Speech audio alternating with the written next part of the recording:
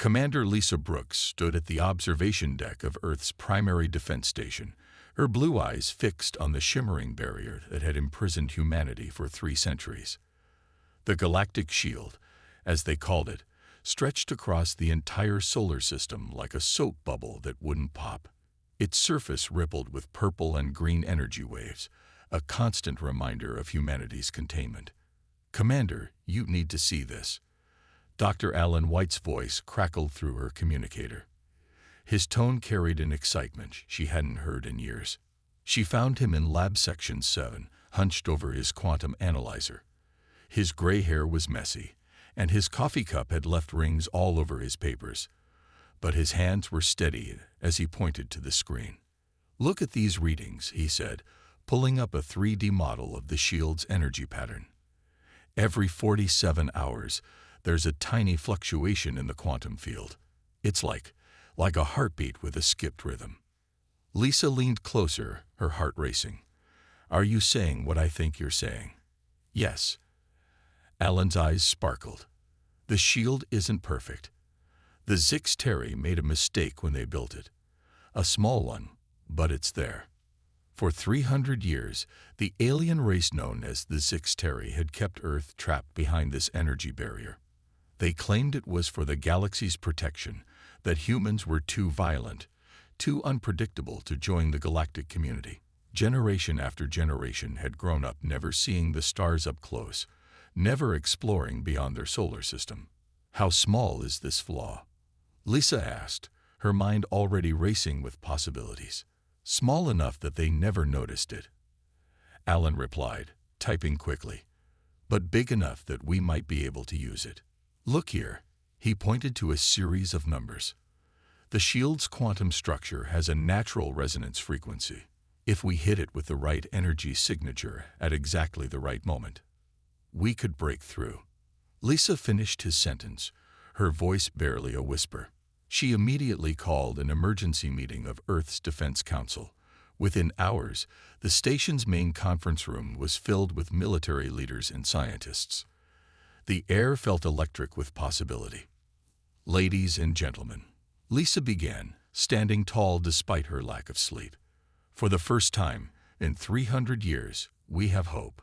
The room erupted in questions as Alan explained his discovery. On the massive screen behind them, data scrolled showing the shield's weakness. Some council members looked skeptical, others excited. "How long to develop a weapon that could exploit this?" General Ryan asked, his weathered face serious. 3 months, maybe 4, Alan answered. "We'll need to modify our current ships, add new energy weapons tuned to the exact frequency. The Zixteri will notice if we start making major changes to our fleet," Admiral Chen warned. Lisa smiled. "Not if we do it underground. We still have those old mining facilities on Mars. We can convert them to shipyards." The next few weeks were a blur of activity. Deep beneath the red sands of Mars, huge caverns became secret construction sites. Engineers worked around the clock, modifying ships with the new technology. Every test had to be carefully hidden from the Zixteri observers who regularly patrolled the shield's boundary. Lisa spent her days coordinating between different teams and her nights staring at the shield from her office window. Sometimes she could see Zixteri ships on the other side, their crystalline hulls glinting in the starlight. They looked so confident, so certain of their superiority. 1 month into the project, they had their first successful test. In a shielded underground lab, a tiny probe carrying the new resonance weapon created a microscopic hole in a shield sample. It lasted only a fraction of a second, but it was proof that Alan's theory worked. Lisa recorded a message that evening, her voice steadied despite her excitement. "To all personnel involved in Project Breaking Point, today marks the beginning of humanity's liberation. For 3 centuries, we have been caged like animals. They thought they could contain us forever. They thought wrong." She paused, looking at the latest progress reports on her desk. 40 ships were already modified, with more coming every day. Soon, they would have enough for a full-scale assault on the shield. "The Zixteri believe they are protecting the galaxy from us," she continued. They're about to learn that their greatest mistake wasn't imprisoning humanity. Their greatest mistake was giving us time to figure out how to break free. As she finished recording, an alert flashed on her screen. Another successful test, this time with a larger probe. Through her window, the shield continued to shimmer, unaware that its days were numbered. Humanity's patience had lasted 300 years. Their revenge would come much, much faster. Dr. Robert Hayes wiped sweat from his forehead as he studied the test results. The lab deep under Mars' surface was hot and cramped, but nobody complained. They were too busy making history. "Run it again," he told his team. "Kate, adjust the frequency by 0.03. Engineer Kate Miller nodded, her fingers flying over the control panel. At 28, she was the youngest senior engineer on the project, but also one of the smartest. The test chamber hummed as energy built up in their latest prototype. Firing in 3, 2, 1. A bright beam shot out, hitting the shield sample. For a moment, nothing happened. Then, like ice cracking in warm water, lines appeared in the energy barrier. The hole lasted 2 full seconds before closing. 2 seconds. Kate jumped up from her station. That's 4 times longer than yesterday. Robert couldn't help smiling. Record everything. Commander Brooks needs to see this. Above them, through hundreds of meters of Martian rock, the real galactic shield still shimmered in space. But down here, they were learning its secrets. Later that day, in the main research lab, Kate was checking data when she noticed something strange. Every time they fired the shield-piercing beam, there was a tiny echo effect, like ripples in a pond, but in space. "Dr. Hayes," she called out, "I think I found something important." Robert hurried over, coffee cup in hand. His eyes widened as Kate explained her discovery. "Look here," she pointed to her screen. "If we time multiple beams to match these echoes, they could amplify each other, like pushing a swing at just the right moment." Robert grabbed his communicator. "Commander Brooks, you need to see this. Kate just found a way to make our weapon 10 times stronger." Within an hour, Lisa Brooks stood in their lab, watching as they demonstrated the echo effect. Each pulse made the shield sample vibrate more until it shattered completely. "How soon can we add this to our ships?" Lisa asked. 2 weeks for the first squadron," Kate answered. "We'll need to install synchronized firing systems." Suddenly, alarms blared through the facility. Everyone froze. "Zix-Terry Patrol approaching Mars," a voice announced over the speakers. "All testing must cease immediately." They shut down their equipment just as a massive alien ship passed overhead. Through the facility's hidden cameras, they watched its crystalline hull gleam in the sunlight. The ship paused, as if sensing something was wrong. "They're scanning the surface," Robert whispered. Minutes passed in tense silence. Kate held her breath, knowing that all their work, all their hopes, could be discovered at any moment. Finally, the alien ship moved on. Everyone let out a collective sigh of relief. "They're getting suspicious," Lisa said. "We need to work faster." Over the next few weeks, the underground facility buzzed with activity. Engineers installed the new synchronized weapons on ships hidden in massive caves. Scientists fine-tuned the frequencies, making each blast more powerful. Kate spent long hours perfecting the timing system. One night, as she worked late, she found Robert still in the lab, staring at old pictures of Earth's night sky. "My grandmother told me stories about the days before the shield," he said quietly. "How people used to travel between stars. How Earth wasn't alone." Kate sat next to him. "We'll see those stars again," she promised. "Up close this time." "The Zix-Terry think they're so much smarter than us," Robert smiled. "But they made a basic mistake.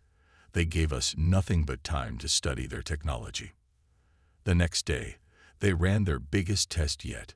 3 modified ships, hidden in a massive underground chamber, fired their weapons at once. The shield sample didn't just break, it disintegrated.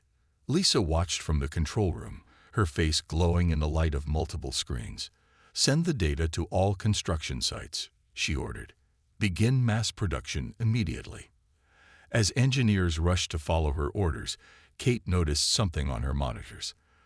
The echo effect had been stronger than expected, creating tiny ripples in the real shield far above them. "Commander," she called out, "the Zixteri might detect these energy signatures if we test at full power again." Lisa smiled. "Let them wonder. By the time they figure it out, it will be too late." In orbit, the galactic shield continued to shine, unaware that deep beneath Mars' red surface, humanity was forging the keys to its destruction. The Zixteri had built their barrier to last forever, but forever, they would soon learn, was a lot shorter than they thought. Fleet Admiral David Cooper stood on the bridge of his flagship, the Earth's Vengeance, watching as hundreds of ships moved into position. Each vessel carried the new shield-piercing weapons, carefully hidden under stealth panels. This was humanity's biggest fleet action in 300 years. "All ships report ready, Admiral," his communications officer said. David nodded, his face stern. "Send the signal. Operation Spearhead begins now." Across the solar system, 500 ships powered up their engines. They had trained for this moment for months, practicing in secret beneath the surfaces of Mars, the Moon, and several asteroids. Lieutenant John Parker led the first attack squadron, 12 ships flying in tight formation. His hands were steady on the controls, but his heart raced. "Remember your training," he told his pilots through the comm. "Hit the shield at exactly the same time. Don't let the Zixteri see you until it's too late." The fleet moved forward slowly, using asteroids and space debris for cover. Above them, the galactic shield shimmered as it had for centuries. Zixteri patrol ships floated lazily on the other side, unaware of what was coming.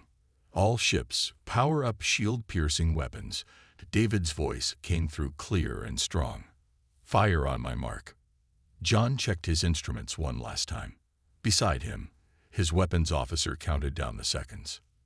3, 2, 1. Fire. 500 beams of energy struck the shield at once. The barrier flashed bright purple, then began to crack like glass hit by a hammer. The synchronized shots created a wave of destruction that spread across the shield's surface. "First breach detected," someone shouted over the comm. John saw it too. A hole big enough for ships to pass through. "Squadron 1, follow me," he ordered, pushing his engines to full power. His ship shot through the gap just as the Zixteri realized what was happening. Alarms blared across space as alien vessels scrambled to respond. "We're through," John reported, his voice filled with excitement. "The shield is trying to close, but it can't. The resonance effect is working." David watched from his command screen as more squadrons pushed through the growing gaps. The Zixteri ships, caught completely by surprise, tried to form a defensive line. "Keep firing," he ordered. "Don't let them repair the shield." The space around them lit up with weapons fire. Zixteri ships, despite their advanced technology, had never expected to fight an enemy from inside their own barrier. Their formations were sloppy, their responses slow. John's squadron engaged the first group of alien ships. "They don't know what to do," he called out. "Their shields aren't designed to stop our new weapons." The battle spread across space as more human ships broke through. The galactic shield, humanity's prison for 3 centuries, was now breaking apart in dozens of places. "Admiral," his science officer called out, "the shield's energy matrix is destabilizing. The damage is spreading faster than they can repair it." David allowed himself a small smile. "Send in the second wave. Target their control stations." More ships poured through the gaps, these ones carrying heavy weapons. The Zixteri fleet fell back, trying to protect their shield control facilities. But they had never fought an enemy as determined as humanity. John's squadron pushed forward, dodging enemy fire. Through his view screen, he could see stars. Real stars, not the dim light that made it through the shield. They were finally free. Multiple shield generators destroyed. Reports came in from all directions. The barrier is failing across entire sectors. The Zixteri ships began to retreat, their perfect defense falling apart around them. Messages in alien languages filled the comm channels. Calls for help, orders to fall back, warnings about the humans' unexpected attack. David stood up from his command chair. Send a message to Earth Command. Tell them Operation Spearhead is successful. The shield is breaking. As he watched, huge sections of the galactic shield flickered and died. The barrier that had held humanity prisoner for 300 years was coming apart like paper in the rain. "Sir," his communications officer called out, "we're picking up signals from other systems. Other species held behind similar shields. They're asking for our help." David looked at the stars, now clearly visible through the broken shield. "Tell them help is coming. Humanity remembers what it's like to be caged."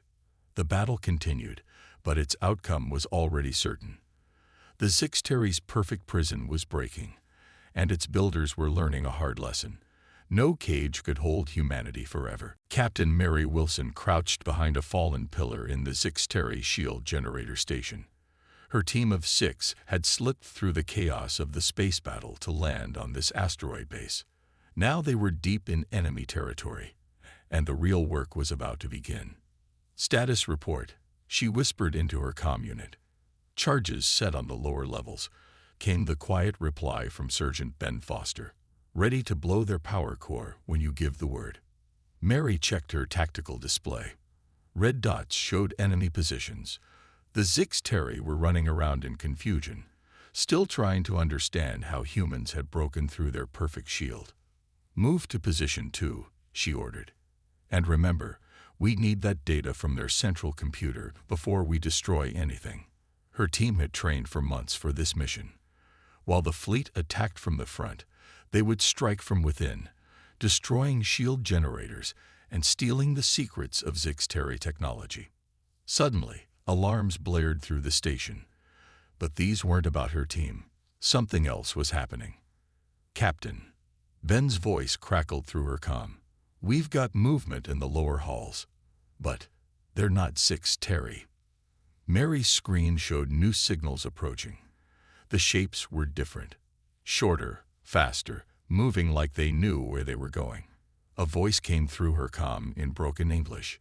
"Human warriors, hold your position. We are Drachnid resistance. We come to help." Mary's heart raced. The Drachnids, another species imprisoned by the Zixteri, but in a different sector. She had heard rumors about their resistance movement. "Prove you're friendly," she demanded. 3 figures appeared at the end of the corridor.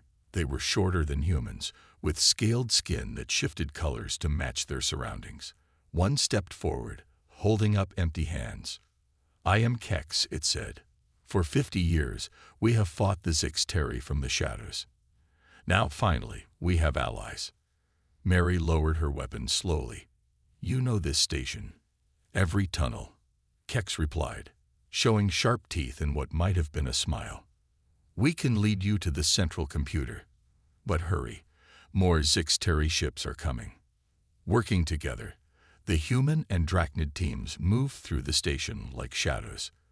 The Drachnids knew every secret passage, every blind spot in the security systems. They reached the central computer room to find it nearly empty. Most of the staff had run to deal with the chaos of the shield falling. "Cover the doors," Mary ordered as her tech specialist. Private Amy Chen rushed to the main console. "Their whole network is open," Amy reported excitedly. "They never expected anyone to get this far. I'm downloading everything. Shield designs, weapon specs, star maps." Kex watched the doors with his team. The Zixteri thought themselves so superior that they never prepared for real resistance. They kept a dozen species prisoner across the galaxy, never thinking we might work together. Suddenly, heavy footsteps echoed from the corridors. "Company coming," Ben warned. "Download faster," Mary ordered. Amy's fingers flew over the alien controls. 30 seconds. The first Zixteri troops appeared at the far end of the hall. tall, crystalline beings with advanced energy weapons. They fired, their shots leaving scorch marks on the walls. 20 seconds, Amy called. Mary and the Drachnids returned fire. The Zixteri, unused to real combat, fell back in surprise. Done. Amy yanked the data core free. We got it all. Blow the charges, Mary ordered as they retreated. Ben pressed a detonator, and explosions rocked the lower levels of the station. They ran through the tunnels, human and Drachnid together, as the station's power core began to overload. Behind them, the Zixteri were in chaos, their perfect order falling apart. Our ship is this way, Mary said as they reached a junction. And ours is there. Kex pointed down another tunnel. But we will meet again, human friends. The Zixteri's time of power is ending. As her team raced back to their hidden ship, Mary saw through the station's windows that the shield was failing across a huge section of space. Other ships were appearing. Not just human vessels, but craft of different designs, all attacking the Zixteri positions. This is Captain Wilson, she reported as their ship lifted off. Mission accomplished. We have the data, and we made some new friends. The station exploded behind them, taking its shield generator with it. Through the flames, Mary saw Kex's ship heading in another direction, off to spread the news to other imprisoned species. The Zixteri had spent centuries keeping the galaxy's species apart, thinking them too dangerous to unite. Now they were learning just how right they had been to be afraid. Major Steve Peterson stood in the newly established Joint Command Center on Earth's moon, watching as holographic ships of different designs filled the display. Each represented a species breaking free from their own shield prison, joining humanity's fight against the Zixteri. The Drachnids have destroyed 3 more shield generators in their sector, a communications officer reported. The Velox fleet is moving to support them. Steve nodded, studying the battle map. After centuries of keeping species apart, the Zixteri now faced their worst nightmare, their prisoners working together. Put me through to all Allied commanders, he ordered. Faces appeared on his screen. Scaled, furry, crystalline, some barely humanoid at all. But all shared the same look of fierce determination. The Zixteri are falling back to their core systems, Steve began. But they're leaving active shield generators behind. Dr. Rachel Brown has something that can help us deal with that. Rachel stepped forward, her lab coat still covered in tools and wire marks. She'd been working nonstop since Captain Wilson brought back the Zixteri data. I've modified our shield-piercing technology to work with your ships, she explained, showing diagrams. The designs are simple. You can build them with materials you already have. A tall, furry being, Admiral Kraz of the Velox, spoke up. You would share this technology freely. Of course, Steve replied. We're all in this together now. The alien commanders looked at each other in surprise. The Zixteri had told each species that the others were selfish and violent. Now they were learning the truth. In the weeks that followed, ships from a dozen species worked together, sharing technology and tactics. The Drachnids taught their stealth techniques. The Velox shared their advanced sensors. Humans provided their new weapons. Rachel worked with alien engineers, teaching them how to build shield-piercing devices.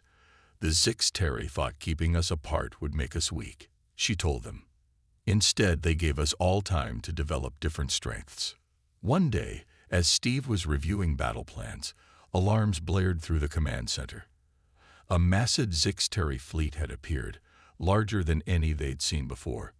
They're attacking the Drachnid sector, someone shouted. Steve didn't hesitate.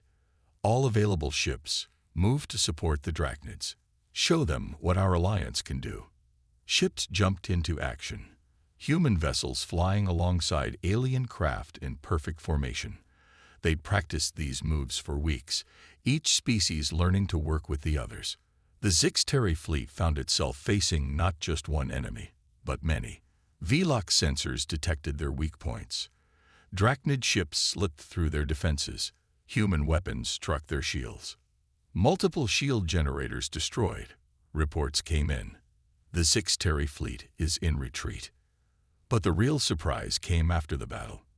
Young Zixteri officers began contacting the Alliance, questioning their leaders' actions. "We were taught that other species needed to be contained," one young Zixteri commander said. "But we've seen you working together, helping each other. Everything we were told was a lie." Steve brought this news to an Alliance meeting. The alien commanders listened carefully. "Not all Zixteri support the old ways," he explained. "If we show mercy to those who surrender, more might join us." Some commanders disagreed at first. Their people had suffered for centuries. But others saw the wisdom in his words. "We must be better than our jailers," Admiral Kraz declared. "That is true victory." Rechel's voice came over the comm during the discussion. "Another shield has fallen. The Centauri sector is free." Steve watched the battle map as another section of space lit up with activity. More ships joined the Alliance fleet. More species added their strength to the fight. "The Zixteri Council is in chaos," intelligence reports said. "They never planned for this. They never thought their prisoners would unite." In his private moments, Steve looked at pictures from Earth's history, images of walls falling, of prisoners being freed. Humanity had been through this before, on a smaller scale. They knew the power of unity against oppression. "Major," a young officer called out, "the Drachnids are requesting permission to establish a permanent base on Mars. They want to work directly with our engineers." Steve smiled. "Tell them yes, and tell them to bring their families if they want. Earth's doors are open to our allies." The Zixteri had built their empire on keeping species afraid of each other. Now, in their greatest mistake, they had created something new, an alliance that would reshape the galaxy. Commander Lisa Brooks stood at the helm of Earth's largest warship, Freedom's Dawn, as it approached the Zixteri homeworld. Around her vessel, thousands of ships from 24 freed species formed the largest fleet ever seen in the galaxy. "Main shield control station located," engineer Kate Miller reported from her station. "It's inside that crystal mountain." Her screen showed a massive structure that sparkled like a diamond against the alien world surface. "All ships report ready," Lisa's communications officer announced. "The Drachnids are in position. VLOC sensors show minimal civilian presence in the target area." Lisa took a deep breath. This was it, the final battle to end 3 centuries of imprisonment. "All ships, begin attack pattern Alpha," she ordered. "Remember, we disable their defenses but avoid civilian areas. We're here to free the galaxy, not destroy it." The fleet moved forward like a massive wave. Young Zixteri rebels had given them the access codes to bypass the outer defense grid. As they entered the atmosphere, only a few loyal Zixteri ships rose to meet them. "Enemy vessels approaching," Kate called out. "But something's wrong. Their weapons aren't powered up fully." Through the view screen, Lisa saw why. The Zixteri ships were flying erratically, like their crews were arguing about what to do. "This is Commander Brooks to all Zixteri vessels," she broadcast. "Your council has lied to you. We don't want to destroy you. Stand down and help us free the galaxy." Seconds passed in tense silence. Then, one by one, the Zixteri ships turned off their weapons. "They're standing down." Cheers erupted across the bridge. But the main battle was still ahead. The shield control station's defenses were fully automated. No crew to convince, no hearts to change. "All ships, focus fire on the designated points," Lisa ordered as they approached the Crystal Mountain. "Kate, you know what to do." Kate nodded, her fingers flying over her controls. She had discovered the shield network's fatal flaw. Its central power core was vulnerable to specific energy frequencies. The mountain's surface bristled with defense turrets. Energy beams shot out, forcing the Allied fleet to scatter. But they had trained for this, each species using their unique strengths. Drachnid ships vanished into stealth mode, slipping past the defenses. VLOC's vessels used their advanced sensors to target weak points. Human ships led the main assault, their shield-piercing weapons now more powerful than ever. First layer of defenses breached, Kate reported, but the inner shields are adapting. Lisa gripped her chair as the ship shook from a near miss. Keep pushing. We didn't come this far to fail now. Suddenly, new ships appeared on their sensors, more Zixteri vessels, but these were different. Commander, her tactical officer called out. It's the Young Guard. The rebel Zixteri forces are joining us. The rebel ships, led by young Zixteri who had seen through their leader's lies, added their strength to the attack. They knew the defense system's weaknesses, guiding the Allied fleet through blind spots. Power core exposed. Kate shouted over the noise of battle.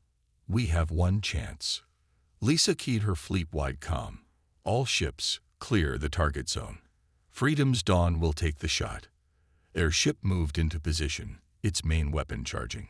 Kate had modified it herself, tuning it to the exact frequency needed to overload the power core. Firing in 3, 2, 1. A massive beam of energy struck the Crystal Mountain's heart. For a moment, nothing happened. Then cracks began spreading across its surface, glowing with bright light. Core overload detected, Kate reported excitedly. The whole network is failing. Across the galaxy, the last remaining shields began to flicker and die. The Zixteri's great prison, built over centuries, fell apart in minutes. The council bunker is opening, someone reported. They're surrendering.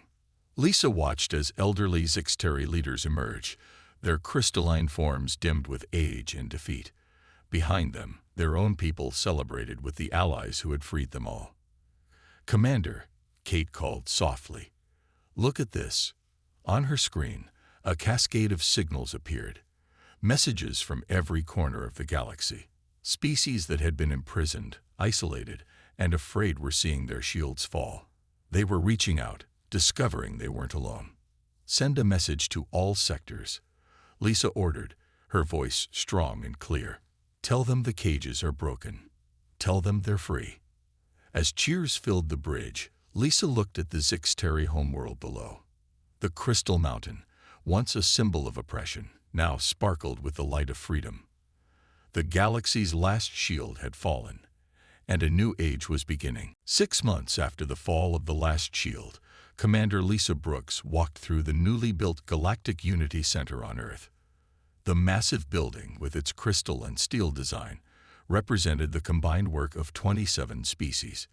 Each had added their own touch to its architecture. The trial verdicts are in, Dr. Alan White said, joining her at a window overlooking the busy spaceport. Ships of all shapes and sizes landed and took off. Trade and travel now flowed freely across the galaxy. How did the old council members respond? Lisa asked. Most admitted their guilt. The younger Zixteri convinced them to tell the truth about why they built the shields. Alan handed her a datapad. They were afraid. Afraid of losing power, afraid of change. Fear made them cruel. Below them, a group of Drachnid children played with human kids in the Unity Center's garden. Their scales shifted colors to match their excitement as they learned Earth games. Commander Brooks, Kate Miller's voice called out. She hurried up, carrying new technical drawings. The combined science team has finished the plans for the new transport network. We're using technology from 5 different species. Lisa smiled at the engineer's enthusiasm. After the war, Kate had led a team combining the best ideas from all their allies. The results were changing life across the galaxy. The first free travel ships leave tomorrow, Kate continued. Families separated by the shields for generations will finally reunite. Their conversation was interrupted by a soft chiming. In the center of the hall, a large hologram appeared. It showed the Free Species Coalition's first general meeting, being held simultaneously on 27 worlds. Lisa watched as representatives from every formerly imprisoned species took turns speaking. Even reformed Zixteri, mostly younger ones who had helped end the shield system, were there. This is what they feared most, Alan said quietly. Different species working together, sharing ideas, becoming stronger than they ever could have been alone. A Velox ambassador was presenting plans for new medical technology that combined their sensor systems with human surgical techniques. After him, a Drachnid engineer explained how their stealth systems could help improve space navigation. Commander, a young Zixteri approached Lisa. She recognized him as Vex, one of the first rebels to join their cause. His crystalline form sparkled with the bright colors that showed youth among his people. "The restoration project is ahead of schedule," he reported. "We're converting the old shield generators into power plants to help developing worlds." Lisa nodded approvingly. "Your people have come a long way, Vex." "We had good teachers," he replied. "Humanity showed us that strength comes from unity, not control." Suddenly, excited voices rose from the garden. Everyone rushed to the windows. High above, the first of the new long-range transport ships was launching. Its hull gleamed with the combined technology of multiple species, a symbol of their new cooperation. "Ready to make history again?" Ellen asked, holding up travel documents. Lisa looked at them in surprise. "What's this?" "You've been chosen to lead the first diplomatic mission beyond known space," he explained. "The Coalition wants you to make contact with other civilizations, to show them that different species can work together." Kate grinned. "I'm going too. The ship has technology from everyone. It's faster and safer than anything that existed before the shields fell." Lisa felt her heart race with excitement. The galaxy had changed so much in 6 months. Species that once feared each other now shared their knowledge freely. Children who would have grown up in isolation now played together under open skies. "Listen," Alan said softly. From the garden below, they could hear the children playing an old Earth game. But they had changed the rules, adapting it to include the special abilities of each species. The Drachnid kids used their color-changing skills to create new challenges. Human children taught them songs from Earth. "The Zixteri Council spent centuries trying to keep us apart," Lisa said. "They never understood that meeting new people, learning new ways, that's what makes us all stronger." As the sun set, the first stars became visible in Earth's sky. But now, they weren't distant lights behind a prison wall. They were destinations, full of new friends and new adventures. "Time to go make some more history," Lisa said, picking up the travel documents. "The galaxy's a lot bigger than anyone thought. And this time, we're exploring it together." Above them, more ships lifted off, carrying families, traders, and explorers to new worlds. The age of shields and separation was over. The galaxy's species had learned to be stronger together than they ever were apart.